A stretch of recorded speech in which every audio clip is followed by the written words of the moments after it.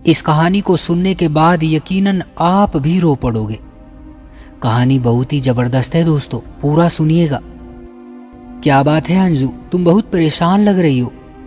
इतने दिन से स्कूल भी नहीं आई, परीक्षा होने वाली है और अभी तक तुम कितनी गैर दिलचस्पी दिखा रही हो। अगर ऐसा ही रहा तो तुम्हारा रिजल्ट तो बहुत खराब आएगा। रचना ने अंजू से कहा तो वो दोनों हाथों में चेहरा छुपाकर फूट फूट कर रो पड़ी थी। रचना बुरी तरह से घबरा गई। अरे ये क्या हुआ तुम्हें, रो क्यों रही हो? उसे कुछ समझ नहीं आ रहा था कि आखिर अंजू को हुआ क्या है। यार मेरे बाबा की तबीयत पिछले दिनों से बहुत ज़्यादा खराब है, घर के हालात भी बहुत खराब हैं। तुम तो जानती हो कि घर में बाबा के अलावा कमाने वाला कोई भी नहीं है, और ऐसे में जो भी पैसे हैं वो उनके इलाज पर खर्च हो रहे हैं। जब मैं स्कूल से आने लगी तो माँ ने मुझे कहा कि अभी तुम ठहर जाओ, हो सकता है कि तुम्हें स्कूल छोड़ना पड़ जाए। क्यों?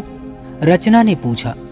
क्योंकि माँ के पास मेरी फीस देने के पैसे नहीं हैं। अंजू ने नजरें चुराते हुए ये बात कही थी। रचना का मुंह सदमे के मारे खुला का खुला रह गया था। अंजू बहुत ही ज्यादा बुद्धिमान लड़की थी, पढ़ाई में भी बहुत अच्छी थी। उसके मुंह से ये बात सुनकर रचना को बहुत अफसोस हुआ था। राम जी तुम्हारे बाबा को सेहत दे, परेशान मत हो यार, सब ठीक हो जाएगा। मैं भी दुआ करूंगी उनके लिए। उस दिन जब अंजू घर वापस आई तो बहुत उदास थी। उसे ऐसा लग रहा था जैसे स्कूल में उसका आखिरी दिन है। घर आई तो माँ बहुत परेशान थी, दोनों हाथों में सर थामे बैठी थी। अंजू तुम दोनों भाइयों के लिए रोटी बना दो, वो स्कूल से आने ही वाले होंगे। अंजू अभी थकी हारी आई थी। हमेशा तो वो जब घर आती थी तो माँ ने खाना तैयार रखा होता था। उसे वो बहुत कम ही काम के लिए आवाज़ देती थी, ज़्यादातर वो अपने कामों को खुद ही अंजाम देती थी। और अब पिछले कुछ दिनों से अंजू ने जैसे किसी जिम्मेदार बेटी का रूप धार लिया था। मगर जो भी था वो छोटी थी, उसकी उम्र इतनी नहीं थी, वो इतनी नज़ाकतों को, इतनी बारीकियों को नहीं समझ सकती थी। कभी कभी झुंझला जाती थी, कभी थकने लगती थी, और आज कहने लगी, माँ मैं भी तो थकी हुई हूँ, अभी अभी स्कूल से घर आई हूँ, ऐसे में मेरा कोई काम करने को दिल नहीं कर रहा। वो बेदारी से बोली तो सविता को शदीद गुस्सा आ गया। बहुत खूब बेटा, माँ बाप परेशान हैं, बाप की ऐसी हालत है, और बेटी माँ का दुख दर्द समझने की बजाय, उसकी जिम्मेदारियां बांटने की बजाय काम करने से इनकार कर रही है। अब की बार अंजू शर्मिंदा हो गई। ठीक है मैं बना देती हूँ रोटी। किचन में आई तो उसकी आंखें भीगी हुई थी। आज बहुत थक गई थी, और जब रोटी बना चुकी तो सब्जी तो थी ही नहीं। माँ दोनों भाई किस चीज के साथ रोटी खाएंगे? सब्जी तो है नहीं। वो खाली खाली निगाहों से उसे देखने लगी थी।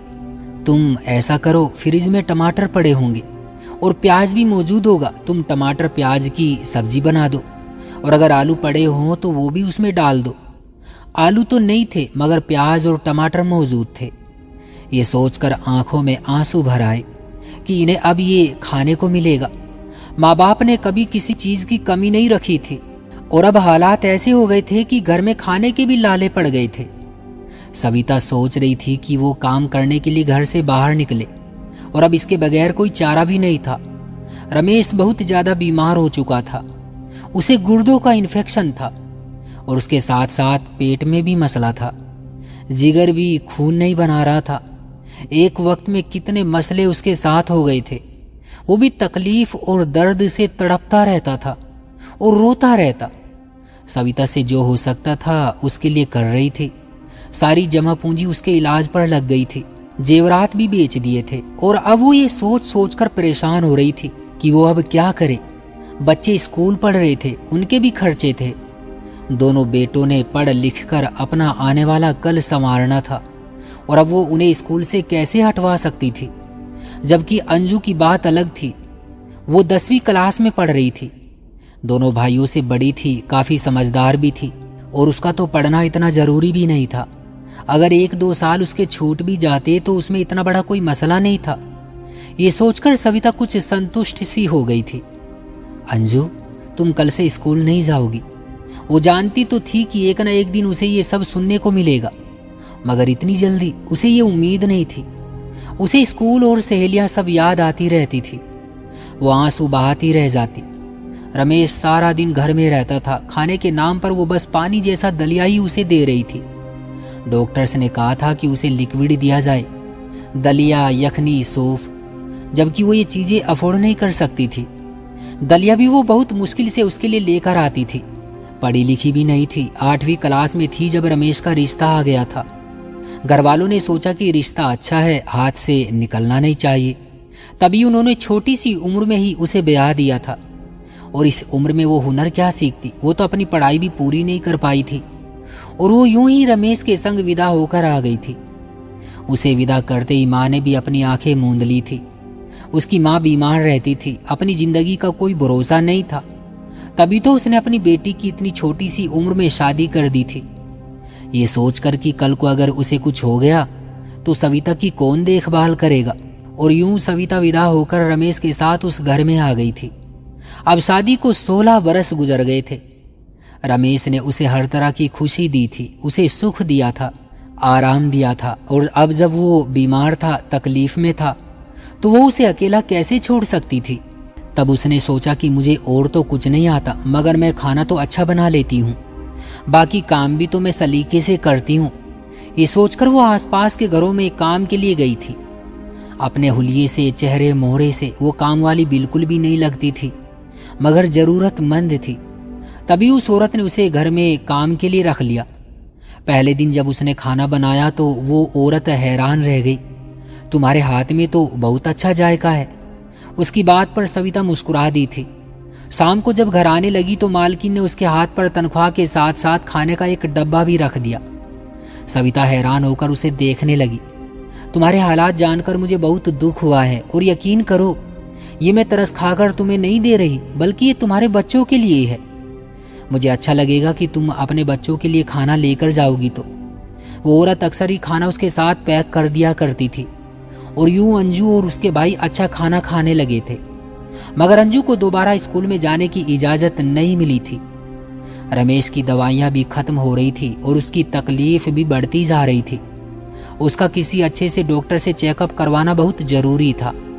अब सविता को कुछ समझ नहीं आ रहा था कि वो क्या करे। उसने अपनी मालकिन से बात की तो कहने लगी कि मैं एक हद तक की तुम्हारी मदद कर सकती हूँ। असल में मेरे अपने पति को बिजनेस में नुकसान हुआ है, वरना मैं तुम्हारी जरूर मदद करती। सविता उनकी तरफ से खामोश हो गई थी। उस दिन सविता को काम से छुट्टी थी, वो घर पर थी जब निर्मला उसके पास आई। निर्मला रिश्ते करवाने का काम करती थी। कहाँ रहती हो सविता आजकल, तुम नजर ही नहीं आती। जब भी तुम्हारे घर में आती हूँ तो अंजू बताती है कि किसी काम से माँ बाहर गई हुई है। ऐसा कौन सा काम है जो तुम्हें घर में टिकने ही नहीं देता। निर्मला का अंदाज खोजने वाला था। सविता गहरा सांस लेकर रह गई। क्या बताऊं बहन, कैसे हालात आ गए हैं। जब तक मेरा पति सेहतमंद था, अच्छी नौकरी पर था, उसने कभी मुझे कोई तकलीफ नहीं होने दी, और अब वो बीमार है तो अब घर में भूखे रहने की नौबत आ गई है।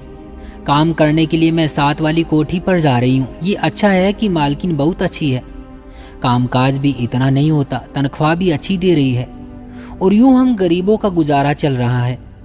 मगर समझ नहीं आता कि रमेश की दवा का सिलसिला कैसे पूरा होगा, कैसे उन्हें डॉक्टर के पास लेकर जाऊं।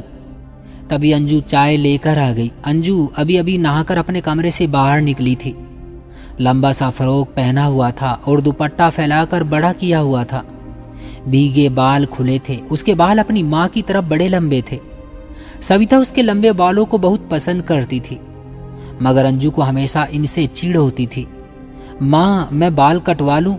वो हर दूसरे तीसरे दिन अपनी माँ से फरमाइश करती, जानते हुए भी कि सविता कभी इस बात की इजाजत नहीं देगी। नहीं नहीं, लड़कियों के लंबे बाल ही अच्छे लगते हैं, और तुम्हें क्या शौक चढ़ा है बाल कटवाने का। परकटी कबूतरी बनने की तुम्हें कोई जरूरत नहीं है। और अब उन्हीं बालों पर निर्मला की नजरें टिक कर रह गई थी। तुमने कहीं अंजू की कोई बात चलाई? सविता उसकी बात सुनकर हैरान ही तो रह गई थी। अंजू बस 15 साल की ही तो थी, और निर्मला ये कैसी बातें कर रही थी। अंजू उसके सामने ही तो पली बड़ी थी, कल की बच्ची थी, और अभी वो रिश्ते की बात कर रही थी। सविता ने अंजू को वहां से इशारे से हटा दिया। कहने लगी, निर्मला कुछ तो ख्याल कर, वो अभी बच्ची है, उसके सामने तू कैसी बातें कर रही है? सविता, तुम्हारी बेटी अपनी उम्र से काफी बड़ी लगती है और है भी बहुत खूबसूरत। अगर तुम चाहो तो इसके लिए अच्छे से अच्छा रिश्ता मिल सकता है और तुम्हारा ये मसला भी हल हो सकता है। अब की बार सविता चौंक पड़ी। क्या मतलब? क्या कहना चाहती हो तुम? निर्मला राजदारी से उसके कान में झुकी। मेरे पास एक रिश्ता है, लड़का बाहर रहता है। उसकी ये डिमांड है कि उसे कम उम्र अनछुई लड़की चाहिए जो 16-17 साल की हो बस। तो बहुत ही अच्छी बात होगी। लड़की खूबसूरत होनी चाहिए, पढ़ी लिखी ना भी हो तो इससे कोई फर्क नहीं पड़ता। वो अपनी पत्नी को अपने साथ लेकर जाना चाहता है। उम्र का अभी इतना बड़ा भी नहीं है और सबसे अहम बात यह है कि वो शादी के नाम पर एक बहुत बड़ी रकम लड़की के घर वालों को देने पर तैयार है। सविता तो हैरान ही रह गई थी। नहीं नहीं, ऐसा नहीं हो सकता। रमेश कभी भी इस बात के लिए नहीं मानेंगे। निर्मला कहने लगी कि एक बार रमेश से बात तो कर लो। यूं भी तुम लोग बहुत परेशान हो, तो तुम लोगों को किसी ऐसे आदमी की तलाश थी जो तुम लोगों की मदद कर सके। अब अगर खुशनसीबी तुम्हारे दरवाजे पर दस्तक दे रही है तो तुम इनकार मत करो। अभी मैंने उस आदमी के रिश्ते की बात कहीं भी नहीं चलाई, मगर इतना मुझे यकीन है कि जब भी मैं उसका रिश्ता लेकर कहीं भी जाऊंगी तो कोई भी अपनी बेटी देने से इनकार नहीं करेगा। और ये तो तुम्हारे साथ मेरी दोस्ती है जो मैंने तुम्हें सबसे पहले आकर ये बात कही है। अब की बार सविता सोच में पड़ गई। अपने पति का इलाज करवाने का उसके पास इसके अलावा और कोई रास्ता नहीं था। ठीक है निर्मला, मैं रमेश से बात करती हूँ, सोचकर बताती हूँ। मगर जब उसने रमेश से बात की तो वो भड़क उठा। मेरी बेटी कोई बिकाऊ माल नहीं है जिसे किसी बूढ़े आदमी के हवाले करके हम पैसा हासिल कर सके। मैं अभी जिंदा हूँ, मरा नहीं हूँ। और तुम दोबारा फिर कभी मुझसे ये बात मत करना। मगर उसी रात रमेश की हालत इतनी ज्यादा बिगड़ गई कि सविता को लेने के देने पड़ गए। उसके पास जो चंद पैसे घर के खर्च के लिए रखे हुए थे वो सारे के सारे अस्पताल में लग गए और अब वो खाली हाथ बैठकर रो रही थी। और उस वक्त निर्मला भी घर में आ गई। क्या सोचा तुमने फिर उसका? ये कहना ही था कि सविता ने बगैर सोचे समझे हाँ कर दी। कहने लगी कि वो एक नज़र मेरी बेटी को देख ले, अगर उसे पसंद आती है तो मैं ये रिश्ता करने पर तैयार हूँ, मगर मुझे वो रकम पहले चाहिए। सविता बगैर सोचे समझे बोल रही थी। उसका जहन रात वाली डॉक्टर की बात पर अटका हुआ था। डॉक्टर ने कहा था कि अगर उनका वक्त पर ऑपरेशन ना किया गया तो उनकी मौत भी हो सकती है। अब अगर आप उनकी जिंदगी चाहती हैं तो आपको उनका ऑपरेशन करवाना पड़ेगा। और वो अपने पति से बहुत मोहब्बत करती थी, इसके लिए वो कुछ भी कर सकती थी। जब अंजू को पता चला कि उसके माँ बाप उसकी शादी कर रहे हैं और शादी करने का मकसद क्या है, तो वो हैरत और सदमे से गूंग रह गई थी। अक्सर उसे ऐसा महसूस होता था जैसे वो माँ बाप के लिए भाइयों से कम हैसियत रखती है। माँ भाइयों से ज्यादा प्यार करती थी, उनका ख्याल रखती थी, मगर वो इसके बावजूद भी ये कभी सोच भी नहीं सकती थी कि उसके साथ ऐसा होगा। मगर अब उसके साथ ऐसा हो रहा था। छोटी सी उम्र में उसकी शादी करने का घर वालों ने फैसला कर लिया था। और ये शादी करने की वजह क्या थी? ताकि उसकी वजह से उनके हाथ में पैसे आ सके, जिससे वो अपनी जरूरियात और अपने मसलों पर काबू पा सके। अंजू जितना रोती कम था। अभी उसकी उम्र पढ़ने की थी, आगे बढ़ने की, पढ़ लिख कर कुछ बनने की, मगर वो लोग उसे दुल्हन बनाने की तैयारी कर रहे थे। एक दिन उसे सविता कहने लगी कि शाम को अच्छे से कपड़े पहनकर तैयार हो जाना। अंजू माँ की तरफ सवालिया नजरों से देखने लगी। क्यों माँ? और सविता अपनी बात करके नजरें चुराने लगी। वो अपनी 15 साल की बेटी को क्या बताती कि आज शाम को तुम्हारा होने वाला पति तुम्हें देखने आ रहा है? बल्कि नहीं, बल्कि वो तुम्हें पसंद करने आ रहा है। अगर तुम उसके दिल को भा गई तो वो तुम्हें पसंद कर लेगा, तुम्हारे साथ शादी कर लेगा। लेकिन अगर तुम उसे पसंद नहीं आई तो वो तुम्हें दुत्कार कर चला जाएगा और हमारे पास फिर अपने मसलों से निपटने का और कोई हल नहीं रहेगा। अंजू ने एक नीले रंग का जोड़ा पहनने के लिए चुन लिया था, मगर उसकी तैयारी से सविता अभी तक संतुष्ट नहीं हो पाई थी। उसने खुद अंजू का मेकअप किया और कदरेदार क्लिप स्टिक लगाई, बाल भी खुले छोड़ दिए। अंजू नजर लग जाने की हद तक प्यारी लग रही थी। एक पल को सविता के दिल को कुछ हुआ था। वो अपनी छोटी सी बच्ची के साथ क्या करने जा रही थी, मगर फिर उसने अपने आप को ये सोचकर जज्बाती होने से रोक दिया कि वो अपनी बेटी की शादी तो करने जा रही है और ये फर्ज आज नहीं तो कल उसे सरअंजाम देना ही था। अभी वो अगर छोटी थी तो क्या हुआ, आहिस्ता आहिस्ता बड़ी भी हो जाएगी। और लड़कियां तो अपनी उम्र से ज़्यादा समझदार होती हैं, जल्दी वो सारी चीज़ों को समझ जाती हैं, सीख भी लेती हैं। वो अपने आप को तसल्लियाँ देती जा रही थी। सारी लड़कियां अपने माँ बाप के लिए, बहन भाइयों के लिए कुर्बानियाँ देती आई है और ये दस्तूर हमेशा से चला आ रहा है। शाम को जब वो आदमी अंजू को देखने के लिए आया तो एक पल को सविता का दिल बेकरार हो गया था। वो दिखने में कुंवारा किस्म का इंसान लग रहा था, जिसकी आंखों से वहशत टपक रही थी। उसकी शर्ट के ऊपरी बटन खुले हुए थे, गले में सोने की चैन झूल रही थी और वो एक टांग पर टांग रखकर सविता को भी बगौर नजरों से देख रहा था। उसके देखने से सविता को ठंडे पसीने आने लगे थे। भला ऐसे आदमी के हवाले वो अपनी बेटी को कैसे कर सकती थी, जिसके सामने वो खुद को ही असुरक्षित महसूस कर रही थी।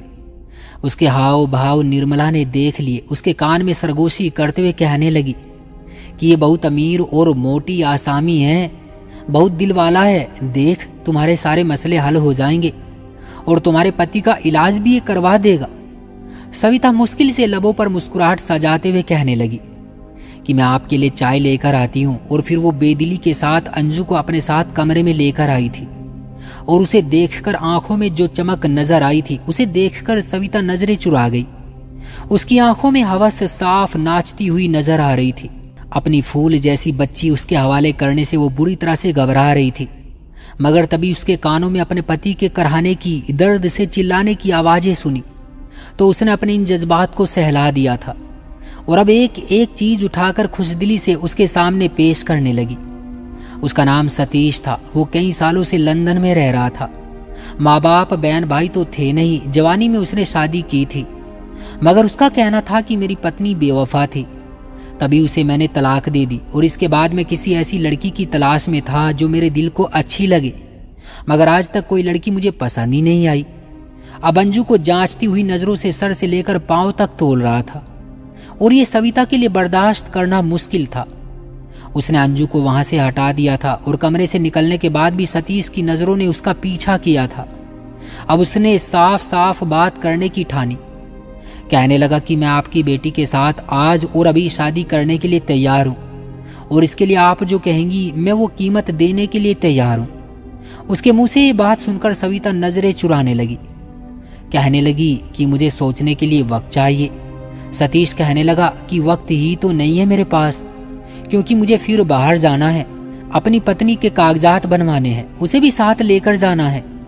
वैसे ही इतना वक्त बर्बाद हो रहा है, वहां पर मेरे कारोबार हैं और मैं ज्यादा टाइम तक छुट्टियां नहीं ले सकता। सविता ने अंजू की शादी करने का फैसला तो कर लिया था, मगर अब भी उसको विदा कर देना ये बहुत बड़ा फैसला था, जो अपने पति की मर्जी के खिलाफ जाकर वो नहीं कर सकती थी।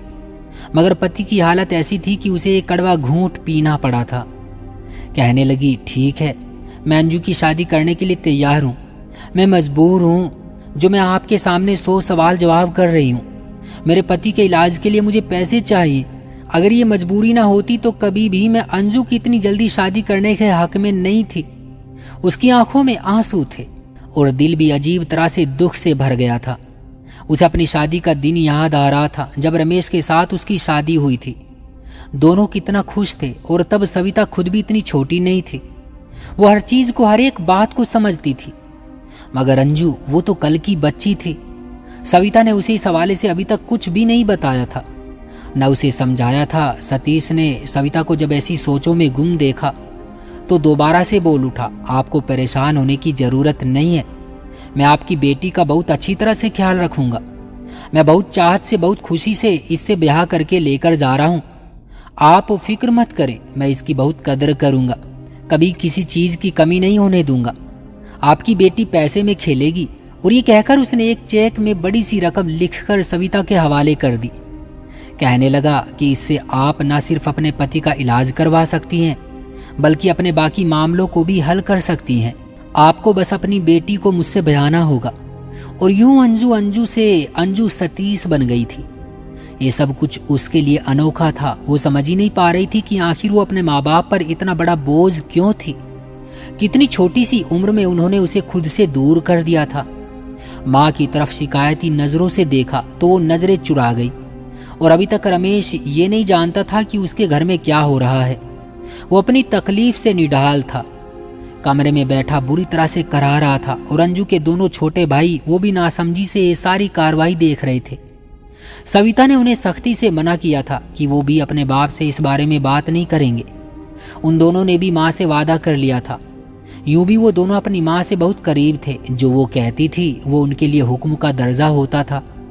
सविता रमेश को लेकर अस्पताल में आ गई थी। डॉक्टर से कहने लगी कि मैंने पैसों का बंदोबस्त कर लिया है, आप मेरे पति का जल्द से जल्द ऑपरेशन करें, उन्हें ठीक करने की कोशिश करें। इधर डॉक्टर्स रमेश की ऑपरेशन करने की तैयारी कर रहे थे और दूसरी तरफ अंजू उन दोनों से बहुत दूर जा रही थी। रास्ते में वो बिल्कुल खामोश रही। सतीश ने उसकी खामोशी को बुरी तरह से नोट किया। क्या बात है, इतनी गुमसुम क्यों हो, क्या बोलती नहीं हो? उसकी बात पर अंजू होश की दुनिया में आई और हिरनी जैसी खौफजदा नजरों से उसे देखा था। जो न जाने उसके साथ क्या करने वाला था, ये सोचकर अंजू को झुरझुरी सी आ गई। वो उसे लेकर एक बहुत खूबसूरत घर में आ गया था। ये घर बहुत प्यारा था, बड़ा था। अंजू को देखते ही बहुत पसंद आया। ऐसे घरों को तो वो अपने ख्वाबों में देखती थी कि अपने माँ बाप अपने बहन भाइयों के साथ ऐसे खूबसूरत घर में रहे। मगर अब जब वो खुद उस घर की मालिक बनकर आई थी तो उसे बहुत अजीब लग रहा था। सब कुछ खूबसूरत लगने के बावजूद उसे खौफ आने लगा था। उसका दिल चाह रहा था यहाँ से दूर भाग जाए। सतीश ने उसका हाथ अपने हाथों में थामा तो उसकी सारी हसासियत जैसे उसे एक हाथ में सिमट कर आ गई थी। वो उसका हाथ पकड़कर घर में लेकर जा रहा था। घर में नौकरों के अलावा और कोई भी मौजूद नहीं था। वो उसे लेकर डाइनिंग टेबल पर आया। खाना बनाने वाले से कहने लगा कि खाना लेकर आओ और फिर एक के बाद एक डिश वो अंजू के सामने रखने लगा। मगर अंजू कुछ भी नहीं खा रही थी। वो उसे सवालिया नजरों से देखने लगी। क्या बात है, तुम्हारी भूख क्यों मर गई है? अंजू खामोश रही, उसकी बात का जवाब नहीं दिया। फिर वो खाना खाते हुए कहने लगा कि खाना खा लो वरना तुम्हारे लिए फिर बहुत मुश्किल हो जाएगी। उसकी बात पर उसके तो रहे से होश भी उड़ गए। तब सतीश हंस पड़ा, कहने लगा कि फिक्र मत करो, मैं तुम्हारी जान लेने का इरादा नहीं रखता। अब खामोशी से खाना खाओ या मैं तुम्हें अपने हाथ से खिलाऊं। अंजू घबरा गई थी। अब अपनी प्लेट में उसने थोड़े से चावल निकाले और हैरानी भरी डरी डरी नजरों से सतीश को देखते हुए खाना खाने लगी। फिर वो उसे लेकर अपने कमरे में आ गया।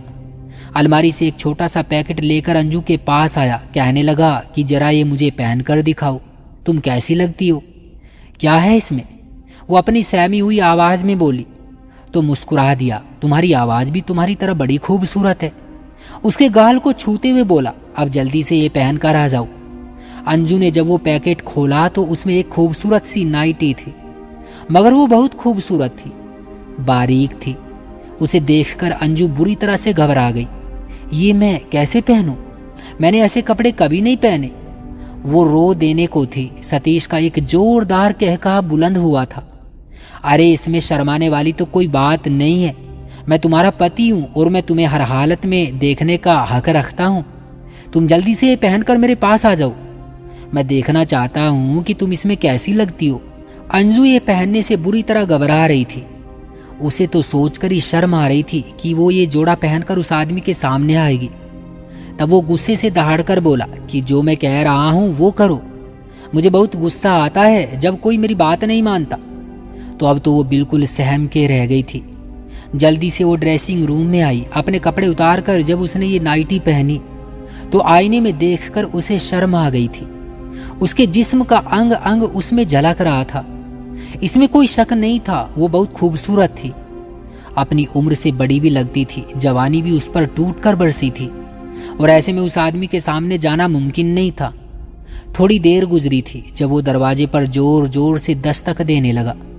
बाहर निकलो, उसकी गंभीर सी आवाज अंजू के कानों से टकराई थी, मगर वो बाहर जाने की हिम्मत नहीं कर पा रही थी। वो कहने लगा कि मैं दरवाजा तोड़ दूंगा अगर तुम बाहर ना निकली। तुम्हारी मैंने कीमत चुकाई है और अगर तुमने मेरी बात ना मानी तो मैं तुम्हें तुम्हारे घर वालों के हवाले कर दूंगा और जो तुम्हारे बाप का इलाज चल रहा है ना वो रुक जाएगा और यूं तुम्हारा बाप मौत के मुंह में चला जाएगा। क्या तुम ये चाहती हो कि तुम्हारा बाप मौत के मुंह में चला जाए? इतने सख्त बोल सुनकर वो रो देने को थी। दरवाजा खोलकर जब बाहर आई तो सतीश की आंखें उसका हुस्न देखकर फटी की फटी रह गई। कितनी लड़कियां उसकी जिंदगी में आई थी, मगर आज तक किसी की खूबसूरती ने उसे इस हद तक घायल नहीं किया था जितना उस छोटी सी लड़की ने किया। अब सतीश आहिस्ता आहिस्ता कदम उठाता हुआ उसकी तरफ बढ़ने लगा था। तुम बहुत खूबसूरत हो, मेरी सोच से भी ज्यादा। मैं नहीं जानता था कि तुम इस जोड़े में कयामत लगोगी, कयामत। उसने अपनी जेब से मोबाइल निकाला और उसकी धड़ाधड़ तस्वीरें लेने लगा। कहने लगा कि ऐसे पोज बनाओ तब तुम बहुत अच्छी लगोगी। और अंजू को बुरी तरह शर्म आ रही थी, मगर उसकी बात मानने के अलावा कोई चारा भी नहीं था। जैसे जैसे वो कहता गया वो करती गई। तभी सतीश के नंबर पर कॉल आने लगी और वो खबीसगी से हंसने लगा था। हाँ, कैसा लगा माल तुम्हें? उसकी बात पर अंजू हैरान रह गई। वो इतने अजीब अंदाज में किससे बात कर रहा था और किस अंदाज में कर रहा था? हाँ, बिल्कुल नया है, अभी तो मैंने खुद भी हाथ नहीं लगाया। इस्तेमाल करना तो दूर की बात है। देख लो, अगर तुम्हें ये चाहिए तो मेरी डिमांड पूरी करनी होगी। क्या कहा? मैं बगैर हाथ लगाए तुम्हारे हवाले कर दूं? ठीक है, ऐसा है तो फिर मेरी डिमांड भी ज्यादा है और तुम्हें कीमत भी डबल अदा करनी होगी। अब वो हंसने लगा था। ठीक है, फिक्र मत करो, जैसा तुम कह रहे हो वैसा ही होगा। अब उसने गहरी नजर अंजू पर डाली और फिर उसे खुद में भींच लिया। उसके चेहरे पर अपनी मोहब्बत की मोहर शब्द करने लगा। इस सब से अंजू बुरी तरह घबरा गई थी। वो उसकी गिरफ्त में बुरी तरह मछली के जैसे फड़फड़ा रही थी, मगर उसके हाथ उसके जिस्म पर रंगते जा रहे थे, जिससे अंजू का खौफ से बुरा हाल हो गया था। फिर उसने एक झटके से अंजू को खुद से दूर किया। आज के लिए इतना काफी है। वो आंखों में हवस लिए बोला, मेरा दिल तो नहीं कर रहा तुमसे दूर जाने का, मगर क्या करूं? मजबूरी है, सौदेबाजी में धोखा दे ही नहीं चलती। अगर मैं अपनी बात से मुकर जाऊंगा, मैं धोखा करूंगा, तो फिर मेरे साथ डील कौन करेगा? मेरे साथ काम कौन करेगा? वो अजीब बहके बहके अंदाज में बोल रहा था। अंजू को कुछ समझ नहीं आ रही थी कि वो क्या कह रहा है। फिर वो उसे सर से लेकर पांव तक नजरों से तोलते हुए कमरे से बाहर निकल गया। अंजू ने जल्दी से अपने कपड़े पहने। अब वो बेड पर बैठकर फूट फूट कर रो पड़ी थी कि उसके साथ क्या हो रहा था। उस दिन के बाद अंजू की सतीश के साथ खाने की टेबल पर ही मुलाकात हुई थी। वो उसे भरपूर खा जाने वाली नजरों से देखता और फिर मुस्कुराकर नजरों का रुख बदल लेता। फोन पर किसी से अजीब से अंदाज में बात करता। तुम कब आ रहे हो अपनी अमानत लेने के लिए? जल्दी आ जाओ, मैं बहुत बेसब्र हो रहा हूँ। अपनी आंखों के सामने इसे देखकर इससे दूर रहना मेरे लिए मुमकिन नहीं है। मैं बर्दाश्त नहीं कर पा रहा ये सब। वो अंजू को टटोलने वाली नजरों से देखते बोला तो वो खुद में सिमट कर रह जाती। एक दिन वो अंजू को लेकर एक पार्लर में आ गया था। उसके बाल नए अंदाज में तराश खराश करवाए थे, चेहरे पर भी फेशियल और न जाने क्या कुछ करवाया था। बालों का कलर भी चेंज हो गया था और अब अंजू बिल्कुल नए रंग रूप में सामने थी। उसकी भौहें भी बारीक अंदाज में तराश दी गई थी, जिससे उसका चेहरा बहुत हद तक बदला बदला सा लगने लगा था और पहले से ज्यादा खूबसूरत लगने लगा था। सतीश उसे देखकर कहने लगा कि तुम कयामत हो, कयामत। तुम मेरे सारे नुकसान का जाला कर दोगी। मुझे यकीन है कि आज तक मैंने जो भी खोया है वो सब कुछ मैं तुम्हारी वजह से हासिल कर लूंगा। तब उसे वो देखती रह जाती। उसकी कोई भी बात अंजू को समझ नहीं आती थी और उसे उस आदमी से डर लगता था। वो उससे बात करने से भी घबराती थी। उधर रमेश का ऑपरेशन भी कामयाब हो गया था। वो पहले से बहुत बेहतर हो गया था और जब वो घर आया तो घर आते ही उसने अंजू के बारे में पूछा। सविता, अंजू को बुलाकर लाओ मेरे पास। कितना टाइम हो गया है, मैंने अपनी बेटी को देखा तक नहीं, उससे मिला नहीं हूँ। हॉस्पिटल में भी तुम उसे लेकर नहीं आई, बस यही कहती रही कि वो घर पर है और छोटे भाइयों के पास है। अब तुम उसे बुला लो, उसे देखने को जैसे मेरी आंखें तरस गई हैं। उसके लहजे में बाप की मोहब्बत बोल रही थी और सविता बुरी तरह से घबरा गई कि वो क्या कहे, कैसे रमेश को बताए कि वो अंजू की शादी कर चुकी है और वो अपने पति के साथ अपने घर में मौजूद है। उसे टालती रही, कभी कहती कि अंजू सो रही है, कभी कहती कि अपनी सहेली के घर पर है, कभी कहती कि स्कूल में गई है। और फिर एक दिन रमेश बुरी तरह से झुंझला गया। मुझे सच सच बताओ सविता, अंजू कहाँ है? तुम क्यों उसे मेरे सामने लेकर नहीं आती? आखिर बात क्या है? कहाँ है अंजू? अब रमेश खुद चलने फिरने के काबिल हो गया था और वो घर में अंजू को ढूंढने लगा था। पूरा घर छान मारा मगर अंजू कहीं भी नहीं मिली। अब वो झुंझले हुए अंदाज में सोफे पर बैठ गया। मुझे सच बताओगी या नहीं? कहाँ है अंजू? वो गुस्से से बोला। सविता ने उसे सच बताने का फैसला कर लिया। यूं भी अब झूठ बोलकर काम नहीं चला सकती थी और ना ही रमेश उसके किसी झूठ पर अब यकीन कर रहा था। कहने लगी कि डॉक्टर्स ने साफ कह दिया था कि जब तक तुम्हारा ऑपरेशन नहीं हो सकता तब तक तुम ठीक नहीं हो सकते, तुम बच नहीं सकते थे और तुम्हारी वजह से मैंने अंजू की शादी कर दी। इसके बाद उसके पति ने जो रकम दी थी उसी से मैंने तुम्हारा इलाज करवाया है। मैंने किसी से उधार नहीं लिया और मैंने तुमसे झूठ बोला था। अभी उसका ये कहना ही था कि रमेश गुस्से से चिल्लाने लगा, तुमने ये क्यों किया? मेरी बेटी के साथ ऐसा? वो कल की बच्ची है और तुमने उसकी शादी कर दी सिर्फ पैसों के लिए, मेरी जान बचाने के लिए। अरे बाप तो अपनी औलाद पर कुर्बान हो जाते हैं, उनकी खुशियों के लिए क्या कुछ नहीं करते, और तुमने मेरी जिंदगी पर, अपनी खुशियों पर अपनी बेटी को कुर्बान कर दिया। कैसी औरत हो तुम? अब सविता बुरी तरह से रोने लगी। मेरे पास इसके अलावा कोई रास्ता नहीं था, क्या करती मैं? कंपनी वालों ने भी साफ कह दिया था कि वो और खर्च बर्दाश्त नहीं कर सकते। हाँ, मगर जब आप ठीक होकर आ जाएंगे तो वो दोबारा आपको नौकरी पर रख सकते हैं, इससे ज्यादा वो नहीं कर सकते। वो रिश्तेदार, दोस्त, सभी लोगों ने मुश्किल वक्त में हमारा साथ छोड़ दिया।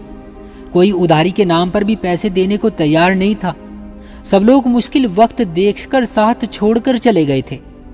अब ये बताओ कि मैं क्या करती? तुम्हारा इलाज तो करवाना ही था, या तुम्हें आसानी से मौत के हवाले कर देती। कोई भी औरत ऐसा कैसे कर सकती है? मगर कोई भी औरत ऐसा भी नहीं कर सकती जैसा तुमने किया है। अपनी बेटी को बेच दिया, छोटी सी उम्र में उसे ब्याह दिया। मुझे बताओ कि कहाँ है उसका घर, कहाँ रहता है उसका घर वाला? अब की बार सविता खामोश हो गई। उसने तो जल्दी जल्दी में सतीश से उसके घर का एड्रेस भी नहीं पूछा था। कहने लगी कि मैं निर्मला से पूछती हूँ। क्या मतलब सविता, क्या तुम्हें नहीं पता कि सतीश के घर का एड्रेस क्या है? कहाँ रहता है वो? तुमने अपनी बेटी ब्याह दी, इतने दिन हो गए इस बात को, और अभी तक तुम उससे मिलने तक नहीं गई, तुम उसे देखने के लिए भी नहीं गई, और तुम्हें यह भी नहीं पता कि वो रहता कहाँ है, उसके पति ने उसके साथ क्या सलूक किया है। सविता खामोश हो गई थी। कहने लगी कि मैं आपके साथ लगी थी, मेरा ध्यान हर वक्त तुम्हारी ही तरफ रहता था। मुझे वक्त ही नहीं मिला कि मैं उससे बात करूं, उससे मिलने के लिए जा सकूं। अब मैं निर्मला से पूछती हूँ। मगर रमेश तो बुरी तरह से रोने लगा। मैं सोच भी नहीं सकता था कि मेरी बच्ची के साथ ऐसा भी हो सकता है और उसकी सगी माँ उसका सौदा करेगी। सविता, मैं तुम्हें इतना बेवकूफ नहीं समझता था। उसका मलाल किसी तरह से कम होने में नहीं आ रहा था। और फिर सविता ने जब निर्मला से सतीश के बारे में पूछा तो भी आए बाए करने लगी। अरे ये तो तुम्हारा काम था ना, वो तुम्हारा दामाद है और तुम मुझसे उसके पते के बारे में पूछती हो। मुझे तो बस इलाके का नाम पता है, कहाँ पर रहता है। मेरी तो उससे जब भी बात हुई है उसने मुझे होटल में बुलाया है। एक अच्छा सा खाना खिलाकर उसने मुझे कहा कि मैं उसके रिश्ते के लिए लड़की भेजूं, और वो बहुत अमीर है, बहुत पैसे वाला है। अब ये तो तुम्हारा काम था ना कि तुम उसका घर बाहर देखती। अब निर्मला भी साफ मुकर गई थी। सविता को कुछ समझ नहीं आ रहा था कि क्या करे। सतीश का फोन नंबर तो था मगर वो नंबर लगातार बंद जा रहा था। रमेश भी उस पर बुरी तरह से गुस्सा कर रहा था। एक दिन कहने लगा कि मैं पुलिस में रिपोर्ट करवा देता हूँ, मगर निर्मला ने उसे ऐसा करने से रोक दिया। वो बहुत दौलतमंद है, ऐसा ना हो कि इस बात पर उसे गुस्सा आ जाए और वो कुछ उल्टा सीधा कर दे। ऐसा करना सही नहीं रहेगा। मैं किसी तरह से पता करती हूँ कि वो कहाँ रहता है। मगर उन लोगों को इस चीज की जरूरत ही नहीं पड़ी थी। आधी रात का वक्त था जब दरवाजे पर जोर जोर से दस्तक सुनाई देने लगी। वो दोनों हड़बड़ाकर उठ बैठे। इस वक्त कौन आया होगा? सविता बाहर निकलने लगी तो रमेश कहने लगा, तुम रुको, मैं देखता हूँ बाहर कौन है। ऐसे लग रहा था जैसे वो जो कोई भी था बहुत जल्दी में था। अगर दरवाजा खोला ना गया तो वो तोड़ देगा। रमेश कहने लगा, कौन है? फिर जो बाहर से आवाज सुनाई दी उसे सुनकर रमेश को लगा कि जैसे उसके जिस्म में नई जिंदगी की लहर आ गई हो। दरवाजा खोला तो सामने अंजू थी। वो भागते हुए घर में दाखिल हुई और अपने बाप से बुरी तरह से लिपट गई। रोते हुए कहने लगी कि बाबा, मैं अब वहां नहीं जाऊंगी, मैं नहीं जाऊंगी वहां पर। उन्होंने दरवाजा बंद कर दिया और उसे लेकर कमरे में आ गई। क्या हुआ अंजू, सब ठीक तो है ना? मगर अंजू बुरी तरह से रो रही थी। वो कुछ भी नहीं बता रही और फिर रोते रोते बेहोश हो गई। रमेश और सविता का परेशानी के मारे बुरा हाल हो गया था। आधी रात को अंजू का घर आना और यूं रोते रोते बेहोश हो जाना ये सब मामूली बात नहीं थी। वो उसे लेकर हॉस्पिटल पहुंचे। डॉक्टर्स ने बताया कि किसी सदमे की वजह से उसकी ऐसी हालत हो गई है। ऊपर वाले ने चाहा तो वो जल्दी होश में आ जाएगी। सुबह के करीब जाकर अंजू को होश आया और अपनी माँ को देखकर उससे लिपट गई। अब मुझे किसी के हवाले मत करना माँ, मैं वहां नहीं जाऊंगी। वो आदमी बहुत बुरा है, बहुत गंदा है। रमेश ने सविता को इशारे से कह दिया कि तुम अंजू से अभी इस बारे में कोई बात ना करो। जब उसके होश बेहतर होंगे तो वो खुद ही बता देगी कि उसके साथ क्या हुआ है।